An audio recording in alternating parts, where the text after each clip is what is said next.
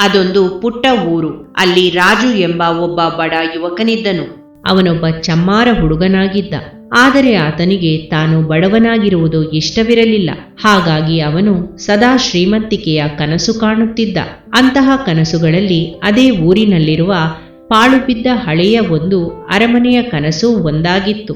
Warsaw ಎಂಬ ನಗರದ ಒಂದು ರಸ್ತೆಯಲ್ಲಿ ಆ ಹಳೆಯ ಅರಮನೆ ಇತ್ತು.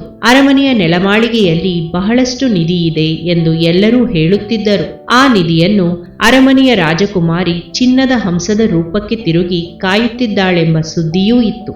ದಿನಗಳು ಕಳೆದಂತೆ ಅರಮನೆಯ ಬಗ್ಗೆ ಕನಸು ಕಾಣುತ್ತಾ ಕಾಣುತ್ತಾ ಆತನಿಗೆ ಸಾಕಾಗಿ ಒಂದು ದಿನ ನಿಜವಾಗಿಯೂ ಆ ಅರಮನೆಯನ್ನು ನೋಡಿಕೊಂಡು ಬರಬೇಕೆಂದು ಅವನು ತೀರ್ಮಾನಿಸಿ ಅರಮನೆಯತ್ತ ಹೊರಟನು. ಅವನು ವಾರ್ಸಾ ನಗರಕ್ಕೆ ಬಂದಾಗ ಅದರ ವೈಭವವನ್ನು ನೋಡಿ ಆತ ಬೆರಗಾದ.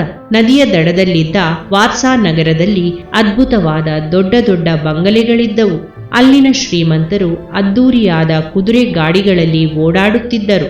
ಎಲ್ಲವನ್ನೂ ನೋಡುತ್ತಾ ಅಚ್ಚರಿಗೊಂಡ ಅವನು ಅರಮನೆಯಿದ್ದ ರಸ್ತೆಗೂ ಬಂದು ತಾನು ಕನಸು ಕಾಣುತ್ತಿದ್ದ ಹಳೆಯ ಅರಮನೆಯ ಬಳಿಗೆ ಬಂದನು.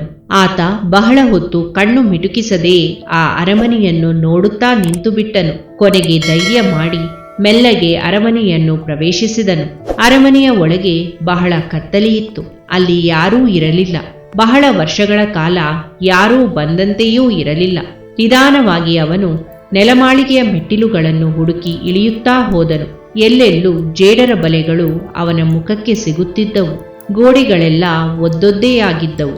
ಬಾವಲೆಗಳು ಪಟಪಟನೆ ಹಾರಾಡುತ್ತಿದ್ದವು. ನಿಜಕ್ಕೂ ಅದೊಂದು ಭಯಂಕರ ತಾಣವಾಗಿತ್ತು. ನೆಲಮಾಳಿಗೆಯಲ್ಲೆಲ್ಲ ಓಡಾಡಿದ ಅವನಿಗೆ ಏನೂ ಸಿಗಲಿಲ್ಲ. ಅಲ್ಲಿ ಹಲವು ಓಣಿಗಳಿದ್ದವು. ಎಲ್ಲವನ್ನೂ ನೋಡುತ್ತಾ ಕೊನೆಯ ಓಣಿಯೊಂದನ್ನು ನೋಡಿ ಹೊರಟು ಬಿಡುವುದಾಗಿ ಅವನು ಯೋಚಿಸಿದ. ಆ ಓಣಿಯಲ್ಲಿ ಹೋಗುತ್ತಾ ಅದರ ತುದಿಯಲ್ಲಿ ಅವನಿಗೊಂದು ಆಶ್ಚರ್ಯ ಕಾದಿತ್ತು. ಅಲ್ಲೊಂದು ಕಪ್ಪು ಕೊಳದಲ್ಲಿ ಹೊಂಬಣ್ಣದ ಹಂಸವೊಂದು ಈಜುತ್ತಿತ್ತು. ಅದು ಅವನ ಬಳಿಗೆ ನಿಧಾನವಾಗಿ ಈಜಿ ಬರುತ್ತಾ ಮಾನವರಂತೆ ಮಾತನಾಡಿತು. ಓ ಸುಂದರ ಹುಡುಗ, ಇಲ್ಲಿಗೇಕೆ ಬಂದೆ ಎಂದಿತು. ಹಂಸದ ಸೌಂದರ್ಯಕ್ಕೆ ಮಾರು ಹೋದ ಅವನಿಗೆ ಆ ಕ್ಷಣ ಶ್ರೀಮಂತಿಕೆ, ನಿಧಿಗಳೆಲ್ಲವೂ ಮರೆತು ಹೋದವು. ಆ ಕ್ಷಣ ತನ್ನ ಮನಸ್ಸಿಗೆ ಅನಿಸಿದ್ದನ್ನು ಹೇಳಿದನು. ಸುಮ್ಮನೆ ನಿನ್ನನ್ನು ನೋಡಲು ಬಂದೆ, ನೀನು ಬಹಳ ಸುಂದರವಾಗಿರುವೆ ಎಂದನು. ಅಷ್ಟೇನೆ? ಆಶ್ಚರ್ಯದಿಂದ ಕೇಳಿತು ಹಂಸ. ಹೌದು, ಅಷ್ಟೇ ಎಂದನು ಹುಡುಗ. ಆಗ ಆ ಹಂಸವು ಮಾಯವಾಗಿ ಅದರ ಜಾಗದಲ್ಲಿ ಒಬ್ಬ ಸುಂದರ ರಾಜಕುಮಾರಿ ನಿಂತಿದ್ದಳು. ಅವಳ ಸೌಂದರ್ಯ ಇಡೀ ನೆಲಮಾಳಿಗೆಯನ್ನೇ ಬೆಳಗುತ್ತಿತ್ತು. ಆಗ ಹುಡುಗ ಏನಾದರೂ ಮಾತಾಡುವ ಮೊದಲು ಅವಳೇ ನಗುತ್ತಾ ಕೇಳಿದಳು, ಧನ್ಯವಾದ.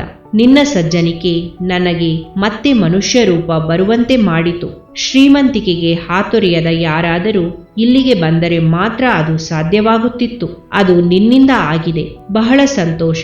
ಆದರೆ ನೀನು ಬಹಳ ಬಡವನೆಂದೂ ನಿನಗೆ ಹಣದ ಅಗತ್ಯವಿದೆಯೆಂದೂ ನಾನು ಬಲ್ಲೆ.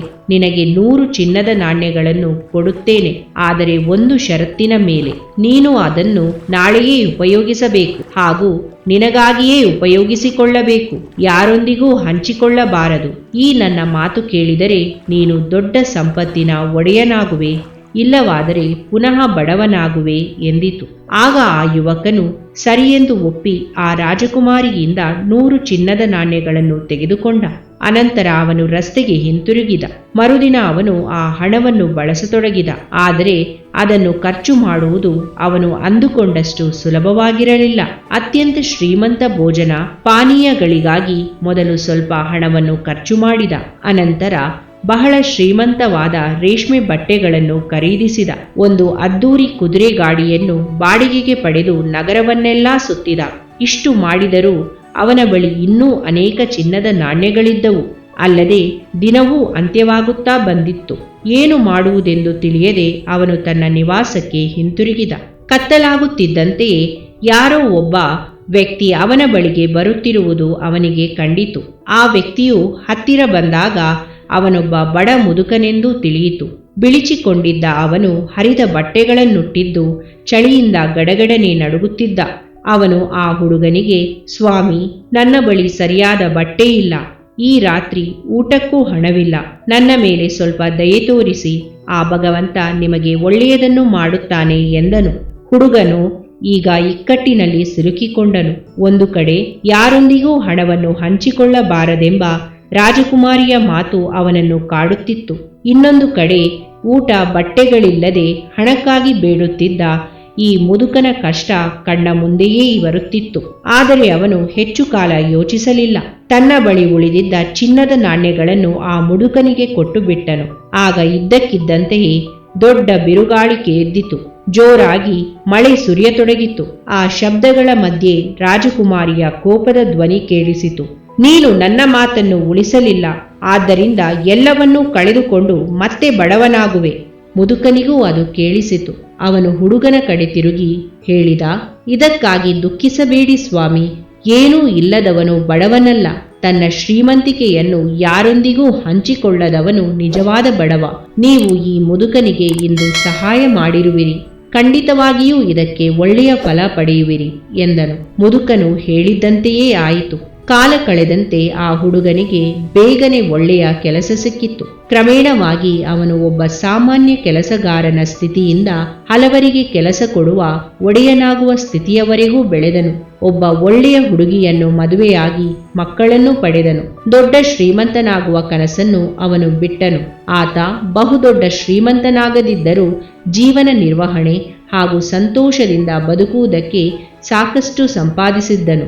ನೆಮ್ಮದಿ ತೃಪ್ತಿಗಳಿಂದ ಎಲ್ಲರಿಗೂ ಉಪಕಾರಿಯಾಗುತ್ತಾ ಅವನು ಸುಖವಾಗಿ ಬಾಳಿದನು. ಇಂತಹದೇ ಇನ್ನೊಂದು ಮಾಹಿತಿ ವಿಡಿಯೋದೊಂದಿಗೆ ಮುಂದಿನ ವಿಡಿಯೋದಲ್ಲಿ ಭೇಟಿಯಾಗೋಣ. ಧನ್ಯವಾದಗಳು.